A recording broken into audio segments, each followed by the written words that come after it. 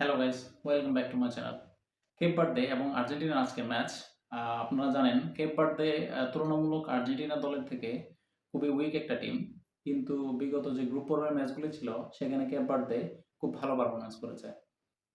আর্জেন্টিনার এটা ফিফা ভাগ্য বলতে পারেন অথবা আর্জেন্টিনার এটা এমনিতেই ভাগ্য বলতে পারেন। কারণ তুলনামূলক অন্যান্য টিমগুলোর তুলনায় আর্জেন্টিনা গ্রুপ পর্বের ম্যাচ থেকে শুরু করে অন্যান্য যে ম্যাচগুলো আছে এবং নকআউট পর্বের প্রথম ম্যাচটাও তুলনামূলক দুর্বল টিমের সাথে পড়েছে।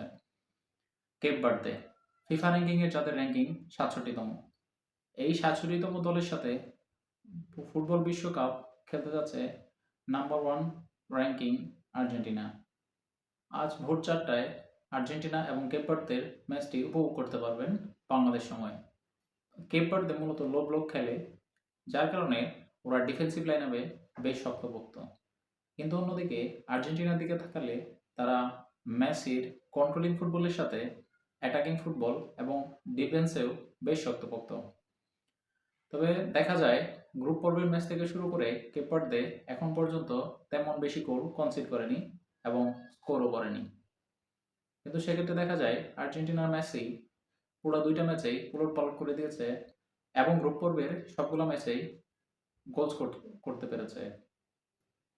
তো আশা করা যায় আর্জেন্টিনা খুব সহজেই এই ম্যাচটি উইন করতে পারবে।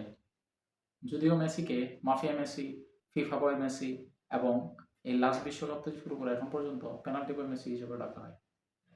কমেন্ট করে জানাতে ভুলবেন না আজকের ম্যাচের প্রেডিকশন এবং কী হতে যাচ্ছে রেজাল্ট, এবং আমার চ্যানেলটি সাবস্ক্রাইব করুন।